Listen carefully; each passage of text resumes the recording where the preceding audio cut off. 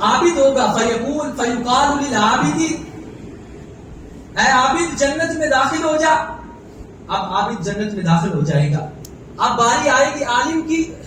وَيُقَالُ لِلْعَالِمِ فرمایا جائے گا اے عالم کف رک جا.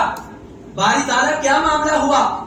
عبادت گزار جنت میں چلا گیا, اس کو جنت مل گئی, لیکن ایک عالم کو جنت کے دروازے پہ کیوں روک دیا گیا؟ کیا وجہ ہے؟ باری تعالیٰ کیا معاملہ ہے؟ مجھے جو ہے وہ جنت کے دروازے پہ کیوں روکا گیا؟ مجھے جنت میں کیوں نہیں جانے دیا گیا؟ تو آواز آئے گی حتی تشفع للناس.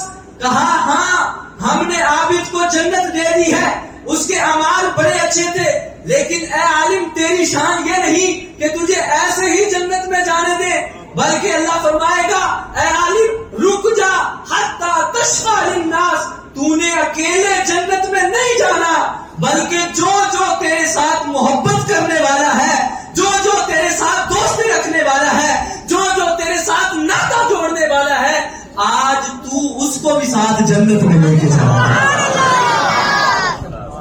تو دوستی کام آئی کہ نہیں آئی؟